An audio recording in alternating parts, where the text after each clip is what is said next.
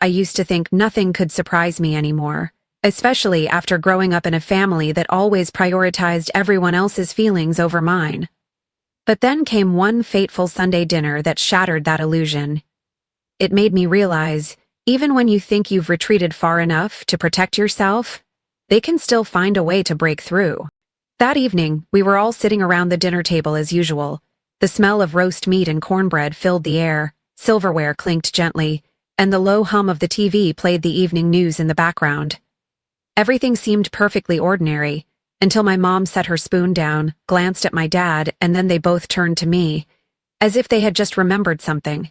"Oh, by the way," my mom said, her voice oddly casual, "Vanessa will be staying at your apartment for a while, okay? Just a few months." I thought I misheard. I turned to Vanessa, my younger sister, who was calmly chewing on a piece of chicken. She looked up and gave a little smile. "Yeah, you're barely home anyway. I just need a bed and some space to get back on my feet." No one asked me. Not a single person looked at me long enough to notice I was turning to stone right there at the table. I hadn't even opened my mouth before my dad chimed in, as if everything had been settled long ago. "Next week is a good time to move. Vanessa's already made a list of what she needs to bring. Besides, your place has that extra room." I pressed my lips together, a lump forming in my throat. It wasn't about the space. It wasn't that I hated my sister. It was the way they spoke about my life, as if I didn't exist. As if I were just a storage unit they could access anytime they liked. No need to knock, no need to ask. I gave a small nod, smiled faintly.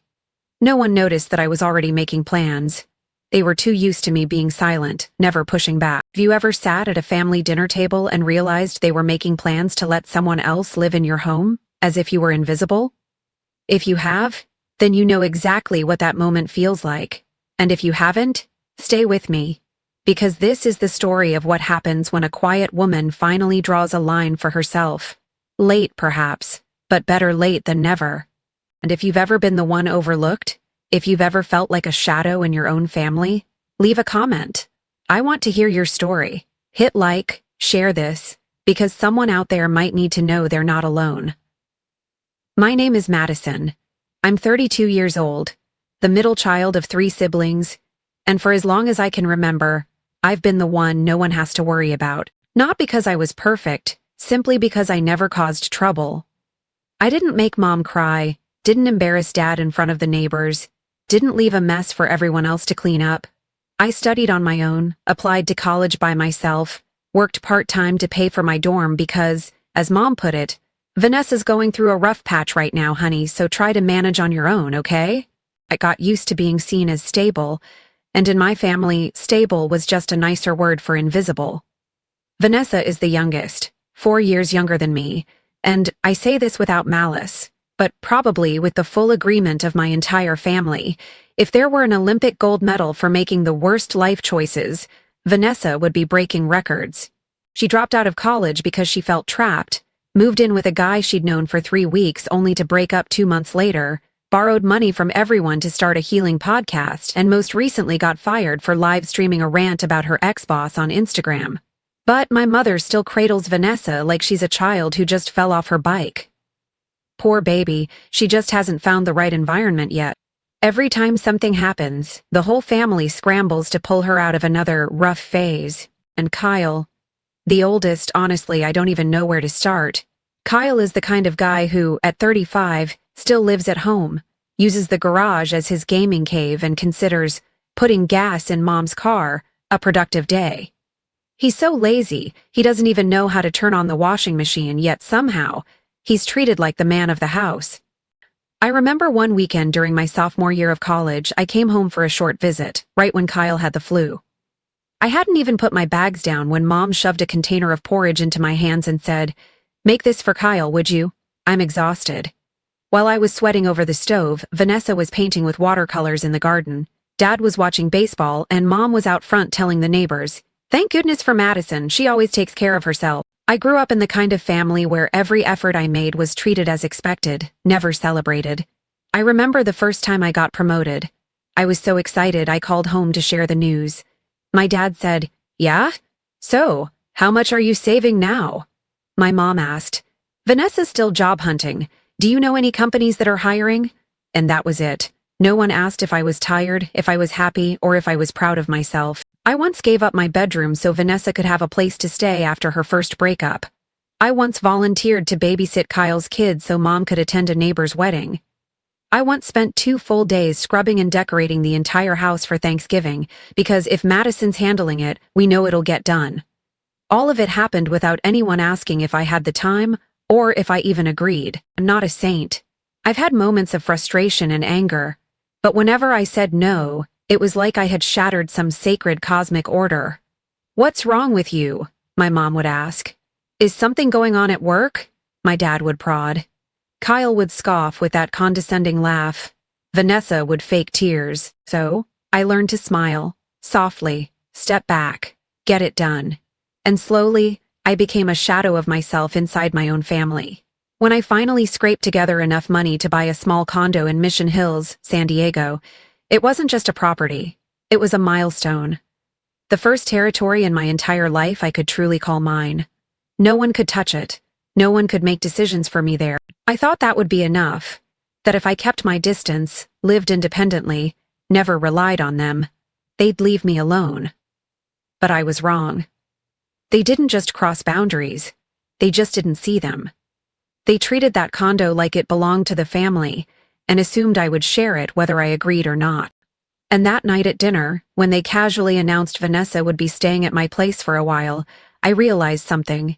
If I didn't act now, they would keep repeating this, over and over again. I'm not 22 anymore, and I refuse to live as a shadow one moment longer. I remember exactly how it felt the morning after that fateful dinner, waking up to sunlight filtering through the curtains, coffee in hand, and a slow-burning anger lodged somewhere deep in my chest. My apartment was still as quiet as ever, but the quiet no longer felt like peace. It was the stillness before a storm, and I was done pretending the sky was still blue. I looked around the small space I had built over the past 7 years. A 1-bedroom condo in Mission Hills, San Diego. Not luxurious by any means, but it was a journey. I had started from nothing, working long hours, taking on freelance projects, saving every penny just to afford the down payment. Every lamp, every book on the shelf, every tile in the kitchen, I picked them, I chose them. And with just one sentence, "Vanessa will be staying for a while." They wanted to make it no longer mine. To my parents, the apartment was just a place to stay. But to me, it was the first thing I'd ever had that no one else touched. It was the proof that I could stand on my own without loans, without help, without needing permission. And now, they wanted to hand it to someone else, because I'd gotten too used to sacrificing. I tried to stay calm in the days that followed. At Wednesday lunch, Mom called over video, munching on a salad while sharing that Vanessa was under a lot of stress, homeless, low on cash, while my room was just sitting there. She added with that loaded tone of hers, "You're barely home anyway, always working. It's such a waste for a 1-bedroom to sit empty, and sisters should support each other in tough times, right?"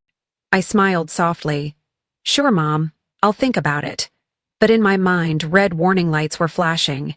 There was nothing to think about. They'd already made the decision. That afternoon, Vanessa texted me. No pretense, no small talk, just straight to the point. "I only need a few months, then I'll move out." "You don't mind, right?" No, I didn't just mind. I was furious. Furious at how they always assumed I didn't feel hurt. Furious at how my sister thought she could just walk into my life like a guest of honor without even asking, "How do you feel about this?" I don't know why in this family, every time I say no, it's taken as a lack of love, as if boundaries mean selfishness. But I was too exhausted to keep playing the role of the strong sister, the one everyone leans on but no one ever really looks at. 3 days later, Dad called. "I think you should be a bit more flexible," he said. "Our family doesn't have much. You're the most successful one, and you live alone. Help your sister get through this rough patch. Once Vanessa's back on her feet, she'll move out." Then he ended with the sentence I'd heard my whole life. "It's not that big a deal. You've never complained before." Because I never complained, they assumed I agreed. That's when I started to realize this wasn't just some minor disagreement. This was an exact replica of dozens of times before, when I was pushed aside, expected to yield, treated as the unnecessary piece in decisions about my own life. No one believed I had a right to choose. They made plans, decided things, and only when everything was already arranged would they inform me, like a late-stage radio announcement. Not to ask for permission, but to give me time to get ready. But I wasn't a freshman anymore, begging Mom for $50 to buy textbooks. I was a grown woman with a full-time job, paying my own bills, living by rules I'd built for myself. And now, they were trying to rip those rules apart, as if I'd never existed at all. I didn't react. I didn't argue. I stayed silent, but not out of resignation this time. This time, I was preparing. Vanessa sent the next message 3 days later. I think you should toss out that old couch of yours. It's super dated. I'm thinking of ordering something more modern, brighter, with a more feminine vibe. My heart thumped as I read it, not from sadness, but because part of me laughed. My couch, in my apartment. And now my sister was treating it like a communal item she had the authority to discard. She didn't just want to crash at my place. She wanted to redesign it, with her erratic taste no less, like it was her personal canvas. I stared at that message, and in that moment I knew. This wasn't about cohabitation anymore. This was an invasion, a soft takeover wrapped in the polite packaging of family. As to be the girl who couldn't say no to anyone. But I couldn't live like that anymore. Because if I didn't speak up this time, there would be nothing left in my life that was truly mine. I didn't respond to Vanessa's text. I didn't return my mother's missed calls. I didn't show up for the next family dinner they invited me to. I needed space. I needed to think. And truthfully, I was seriously weighing how to protect my home when the intruder wore my last. I thought they would interpret my silence as refusal, but apparently I had overestimated how much they respected me. A week later, while I was working from my usual cafe near the office, my mom called. Her voice sounded almost cheerful. Your dad and I talked. This weekend works best to move Vanessa's things. Your cousin has a pickup truck. Your dad already asked to borrow it. Saturday morning should do it. I set my latte down. My hand trembled slightly. There wasn't a single question in her voice. No hint that this was a discussion. It was an order. A decision made and stamped by the family council. A council I clearly didn't belong to. I swallowed hard, trying to keep my tone calm. I'll have to check my lease. The building might not allow long-term guests without registration. Just say. It's a friend staying over. Mom dismissed it quick and breezy, like I was making excuses. Besides, you're barely home anyway. It's a waste to leave that room empty. I wanted to scream, but I knew the louder I got, the more they'd frame it as an emotional outburst. And then the old script would play again. Don't be so dramatic. Why are you making such a big deal out of this? So, I only said, let me check, okay? On the other end, Mom hummed vaguely. I could hear her turn to Dad and say, she didn't say no, so I think we're good. I hung up, sat frozen, staring at the stream of strangers walking past the cafe window. And in that moment, I felt like that 8-year-old girl all over again, giving up her bedroom for Vanessa because she's younger and needs the space. Only this time, I wasn't a child anymore, and that room didn't belong to our parents, it was mine. That night, Vanessa sent me a list. Can you clear out a section of your closet for me? I've got a lot of skincare and loungewear to bring. Then another message. I'm gonna toss that desk you're using, okay? I already ordered a new one, had it shipped straight to your address. Easier that way. Not a single, how do you feel about this? Not a single, do you agree? She was acting like I was the short-term tenant in my own home and she was the new manager of the entire operation. I opened her email, titled, For Temporary Stay, 3-6 months, with an itemized list like it was an Airbnb proposal. Makeup, a full-length mirror, a vanity table, bookshelves, special pillows aligned with her personal feng shui, and a cat named Luna, without asking if I was allergic. Piece by piece, I was being moved out of the life I had built for myself. That night, I took out my notebook, flipped to a blank page, and started planning. Not a protest plan, but a protection plan. Quiet, but unshakable. I'm not someone who picks fights, but I know better than anyone what it feels like to have your right to exist quietly taken from you. And this time, I wasn't going to let them do it again. I wouldn't stop them with arguments. I'd stop them with facts, with policies, building rules, lease clauses, and meticulous preparation. Because I wasn't just protecting my apartment. I was protecting my right to exist within a family that constantly forgot I had feelings too. that I had boundaries, and that I had the right to say no.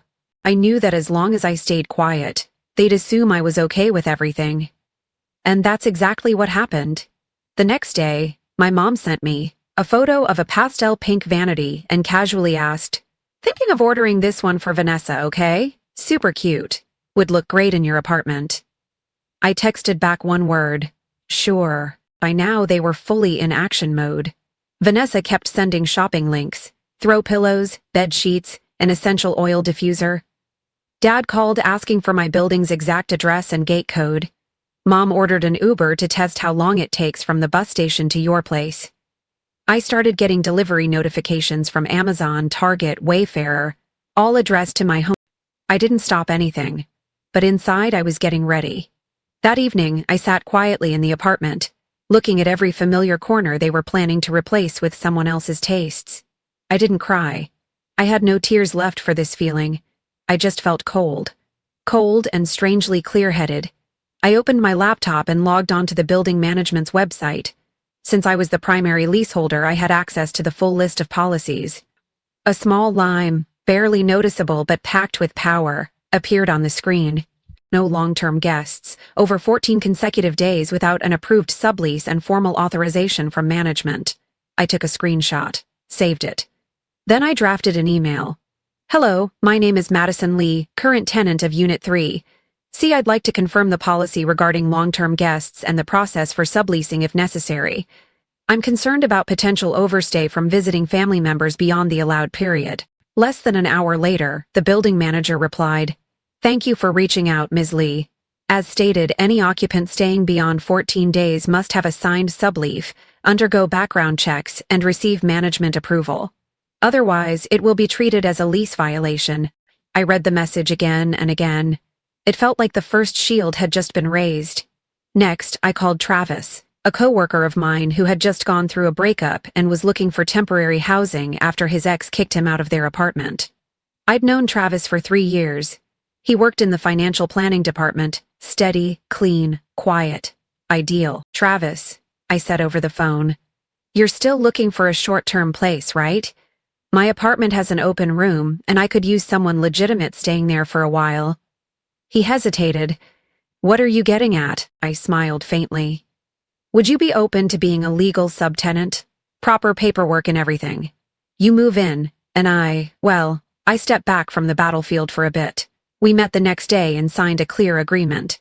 Travis would live in the apartment, fully in line with the building's policies. His name was added to the lease as an official subtenant. I notified management. They approved it quickly after a routine background check. I had never felt more at peace. 3 days before Vanessa's scheduled move-in, I hired a technician to install security cameras, one above the door, one in the living room, and one in the kitchen. All were connected directly to my phone.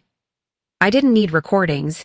I just wanted to know who came and went from my home. On the final night before the landing, I gathered all my personal documents: passport, employment contracts, savings book, email folders, and bill records. Everything was packed up and placed into a small safe, which I stored in the trunk of my car. I also cleared out all my jewelry and valuables, locked the drawers, changed the passcode to my mini safe. I wasn't accusing anyone of anything, but after a lifetime with a family that could twist anything into, Madison is over. I'd rather be cautious than sorry. At night, I booked a hotel room near the beach in Coronado. Not far, but far enough. Far enough to stay out of the chaos. I wanted to observe from a distance. I wanted to watch, clearly, calmly, how they would react when they realized they no longer had full control. Early that morning, I received a text from Vanessa. Arriving around 9:30, make sure the hallway's clear so it's easy to carry stuff in. Don't lock the door, Kay. Love you. I didn't reply. I was sipping my coffee, sitting by the third-floor window, watching the waves crash against the Coronado shore. At 9:32 a.m., my phone buzzed with a motion alert from the door camera. A pickup truck had pulled up. My dad stepped out first, checking the elevator. Vanessa followed, wearing leggings and a hoodie, clutching a pastel-colored body pillow. My mom held a potted plant. They rang the doorbell, knocked, called, no one answered. Seconds later, the door opened, and in their eyes a complete stranger stood before them. "Hello," Travis said, polite but firm. I'm the legal tenant. No one else is currently permitted to stay in this apartment. My father frowned. Who are you? Travis Palmer, subtenant. Here's the lease, written approval from building management, and the list of authorized residents. My mother stammered. We're family. I'm sorry, Travis replied. But per building policy, no one not listed on the lease is allowed inside the unit for more than 24 hours. You're welcome to contact the primary tenant if needed. He closed the door, courteously, firmly. I watched everything through the camera feed. From my beachside hotel, I leaned back in the chair, my heart pounding. I hadn't yelled, I hadn't argued. I'd simply built a wall, using policy, preparation, and the one thing I had forgotten I possessed, the right to decide. I had never felt so clear. I sat in that small beachfront hotel room, my phone screen still streaming the live feed from the apartment's door camera. Everything was eerily quiet, despite the storm unraveling frame by frame on the other side of the screen. At 9:34 a.m., just after Travis closed the door, the hallway outside the apartment fell into a heavy, stunned silence. I watched as my mom turned to my dad, her eyes wide with confusion and disbelief. Vanessa stood frozen, still hugging that pastel pillow, looking as if someone had just stolen the spotlight from the performance she'd been preparing for months. My dad pounded on the door 2 more times, harder now. Madison, what is going on? No one answered. He looked straight into the camera. I saw his eyes, and I knew. He understood. This wasn't a mistake. This wasn't a miscommunication. This was a choice. Hadn't argued. I hadn't cried. I hadn't begged or backed down like I had so many times before. This time I simply stood up, quietly but unshakably. Travis inside stuck to the plan. He called building security just as we'd agreed in advance. It wasn't long before a security officer arrived. Through the camera, I could hear the conversation clearly. You're confirming you're the registered subtenant? Yes. Here's the lease and management approval. And them? They're not on any approved guest or resident list. The security officer turned to my family. I'm sorry, but per building policy, without the primary tenant's consent, or being on the authorized list, you are not permitted to access the unit. My mother started speaking quickly, her voice rising with anger. This is my daughter's apartment. She lives alone. There's no one else there. We're family. Family doesn't override the lease, ma'am, the officer interrupted, gently but firmly. If you do not leave, we'll be required to proceed with security protocol. I didn't hear Vanessa say anything. She just stood there, eyes wide, lips pressed tightly together. A part of me, the old soft part, wanted to run back, hug her, whisper, "It's okay, it's just a misunderstanding." But another part of me, the one I spent over 30 years trying to recover, kept me in that chair. And I knew this was right. At 10:10 a.m., the pickup truck pulled away from the apartment complex. A pastel body pillow had been left behind on the sidewalk, probably dropped in the scramble. I saw it through the camera. So small, like a tiny, leftover artifact from a war fought in silence. I turned off my phone. I didn't cry. I felt empty, but it was the kind of emptiness that comes after a space has been cleaned. Not triumphant, not guilty, just a quiet awareness that I had finally stepped through a threshold I'd spent my whole life afraid to face. That afternoon, I walked along the Coronado Beach. The sun was dipping low and the wind whipped across my face, and slowly, everything inside me began to settle, like sand smoothing out after a crashing wave. I got a message from Travis. They've left. No further trouble. I'll take good care of the apartment, and, "Are you okay?" I replied simply, "Okay, more than ever." A few hours later, I reopened Facebook, only to find a flood of unread messages waiting for me. Aunt Carol, Uncle Ben, even friends of my mother, people who normally never spoke to me, now chiming in with outrage. "Madison, how could you be so heartless?" "Heard you kicked Vanessa out? Unbelievable. No matter what happens, family is still family." I didn't respond. I didn't need to. Because here's what they didn't understand. Love doesn't mean sacrificing yourself until there's nothing left to give. Only one message made me pause. From Ethan, my cousin, Aunt Carol's son, one of the few in the family who ever saw me as a real person. "Hey, I don't know what happened exactly, but this is the first time I've seen my parents so shaken. Respect, 'cause I looked at his message and smiled, faintly. Sometimes, just one person understanding you is enough.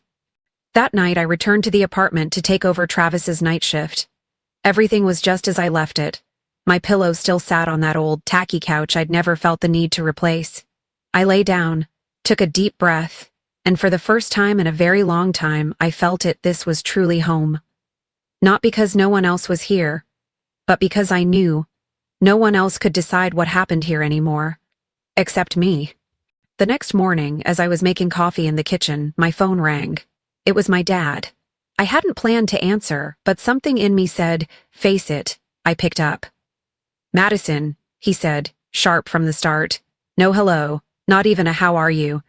"I don't understand what's going on. Who was that man in the apartment? A complete stranger. You let a man into your home and didn't tell the family?" I took a deep breath. "Travis isn't a stranger. He's my friend, and he's a legal tenant, fully approved under the building's lease agreement."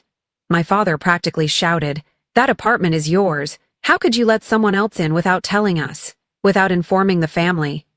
"This is betrayal, Madison. Betrayal." I froze. Not, "Are you okay?" Not, "What happened that made you do this?" Just betrayal. They didn't see that I was protecting myself. They only saw that I was no longer obedient. I hung up. Less than 10 minutes later, my mom called. The text came through just as I was standing in the kitchen, coffee cup trembling slightly in my hand. "How could you do this to your sister? Vanessa has no one but you, Madison. How can you be so heartless?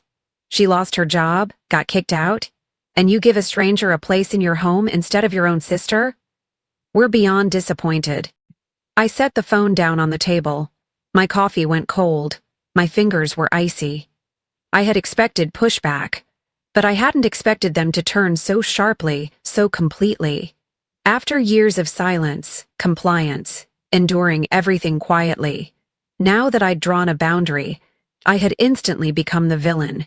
And then came Vanessa. She called me, but I didn't pick up.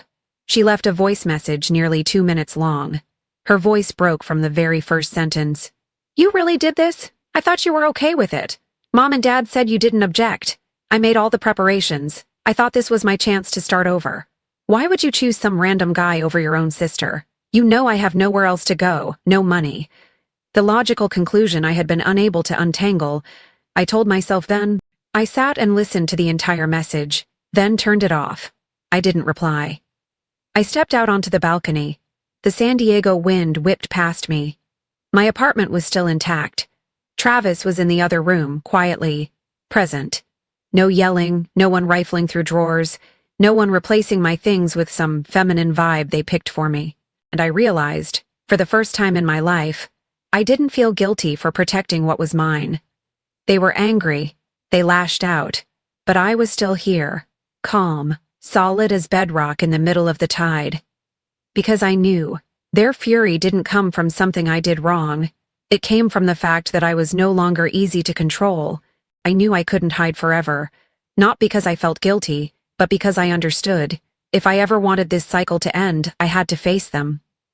1 week after the failed move-in, I sent a message to my parents and Vanessa. "We need to talk. Sunday, 3 p.m., Paseo Cafe near my place. No arguing over the phone. If you want to understand..." I didn't respond. That day, the sky was overcast. I arrived early and chose a table inside, ordering an iced espresso. With my hand resting lightly on the table, I took a deep breath. Not from fear, but because I had been preparing for this moment for a long time. At 3:03 p.m. they walked in, all 3 of them. Dad, Mom, and Vanessa. They looked disoriented, not angry like in their messages, just lost. As if they'd built a massive wall, only to realize the one person no longer standing behind it was me. "What do you want to say?" Mom spoke first, placing her hand on her purse, her eyes skimming just shy of mine. I set my coffee down. "I'm going to speak very clearly. No yelling, no insult, just honesty." I looked at each of them.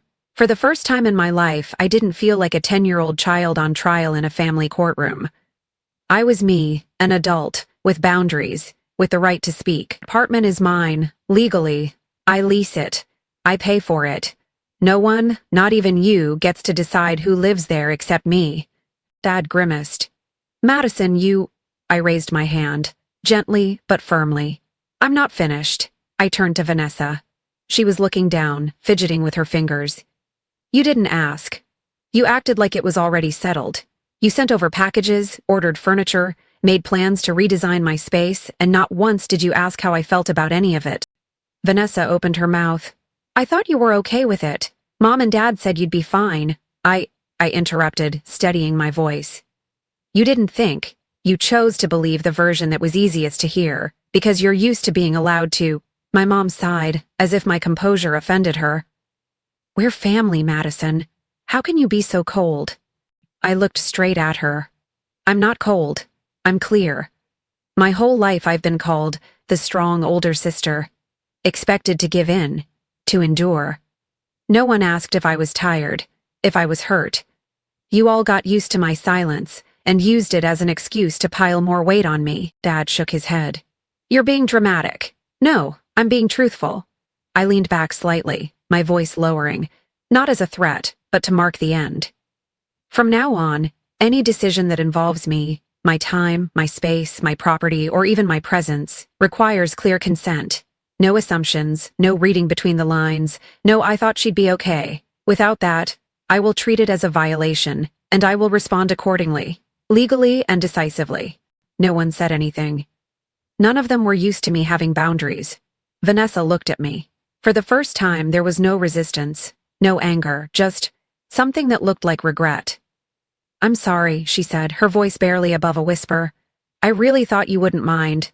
I'm used to people just being okay with it. I nodded. And now you know, I'm a person too. I need space. I need respect. My parents exchanged a look, then looked at me. They didn't add anything. Maybe they didn't fully understand. But at the very least, they knew. I wasn't stepping back into my old role. Not anymore.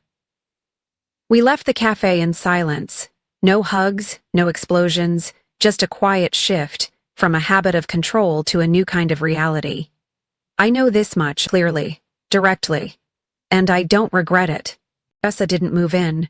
I think it's important to say that, not as a victory, but as a quiet relief. She found a small studio apartment about 20 minutes away, not fancy, not new, but hers. For the first time in her life, Vanessa was living without depending on anyone. Mom mentioned it in a brief call. Her voice carried no accusation anymore, just exhaustion. She's trying. Seeing a therapist weekly. Submitting job applications on her own. I didn't ask for more. Our relationship didn't magically heal after that coffee shop meeting. There was no cinematic ending, no tearful embrace to undo decades of invisibility. But something had undeniably shifted.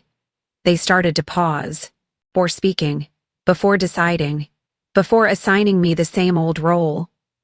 That Christmas, for the first time, I wasn't automatically handed the responsibility of cooking dinner, not because they didn't need it, but because my mom called and asked, "What would you like to bring this year?"